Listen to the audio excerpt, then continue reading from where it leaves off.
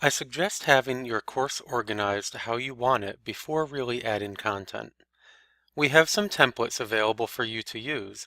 I'll show you how to import a template in the next video. For now, I want to show you how to set up a course skeleton on your own.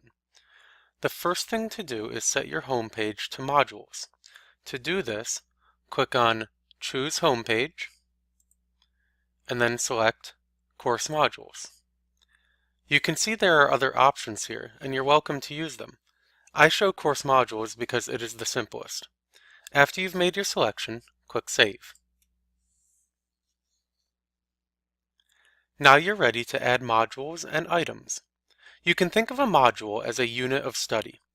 Some professors use weekly modules, and some split them up by topic. It can work either way. I'm going to show you how to create one module and one of each item type. When planning a real course, you would repeat these steps for however many modules you wish to have. To add a module, click on +sign module and give your module a name. I'll show you how to use some of the other options here in a minute. Click Add Module. To add an item, click on the plus sign for the module. The drop-down menu has all types of items you can add. You see we have assignment, quiz, file, content page, discussion, text header, URL, and external tool. Assignment, quiz, file, and discussion are exactly what you think they are. Content page is a page where you can deliver all types of content. You could add text, links, images, videos, files, and HTML elements. Text headers are little blocks of text. You'll see when I make one. External URL is a link to another website, and I don't want you to worry about external tool just yet. Now that you have an idea of what these are, I'll start with a text header. You type what you want it to say, and click Add Item.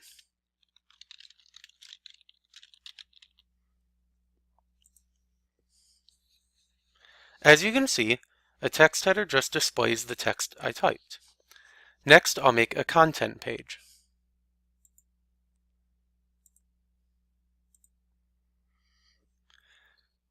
Select Content Page from the drop-down menu, and you can see that I can select other pages I've already created, or I can select New Page. One thing to point out here is that you need to have unique names for each item you add. For example, I'm calling this page Module 1 Read and Review rather than just Read and Review. I like to use the indent feature to organize my content, so I'm going to click on this options wheel and increase the indent. Now that you see how to add items, I'm going to pause the video and I'll make a good looking module and then come back to you. Now you can see what you could do with modules. I really like this format. It shows students what content they need to learn, what they will do within the module, and then how will they be assessed at the end of the module. Usually I would include the PowerPoint and a link in with the read and review page, but I wanted to show you what it looks like here. I promised you earlier we would revisit the module options. I'll click on the options wheel for this module and select Edit. You can lock modules until a certain date,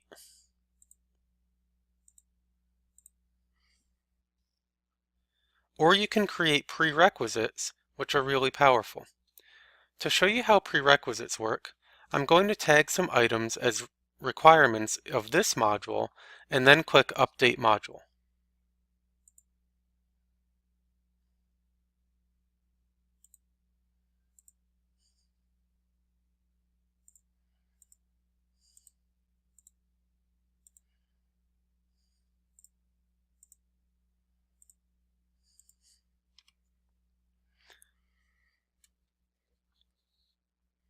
Now you can see that I set the read and review page to be view, the discussion as contribute, and the quiz, they must score at least a 1 out of 1.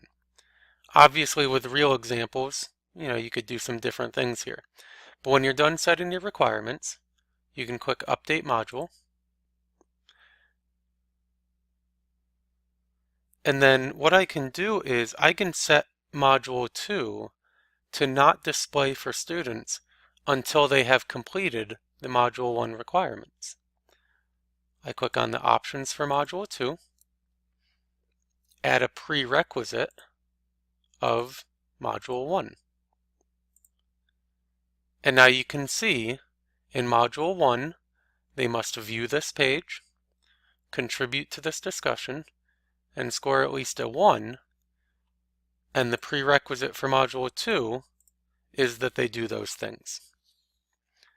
The last thing to look at in this video is how to hide navigation buttons. We've just organized all of your content into modules, so we really want to drive students to the modules page. Click on Settings,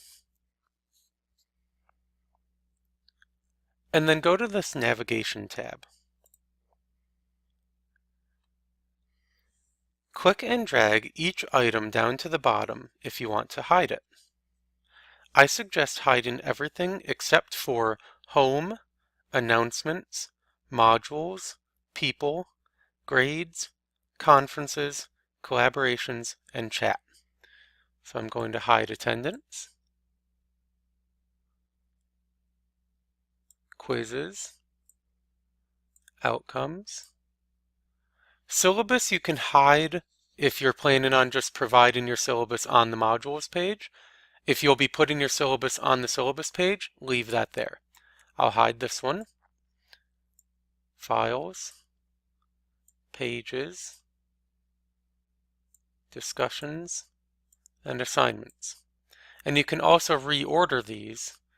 I like to keep modules right under Announcements, Grades, People, and the rest. When finished, click Save at the bottom.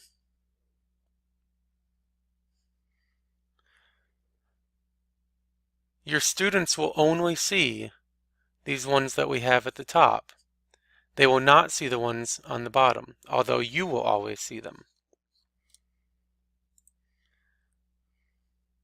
You've now organized your course. Please continue the playlist to see how to set up your gradebook and add content to your course. Also, make sure to check out the training course available at my.wilson.edu/Canvas.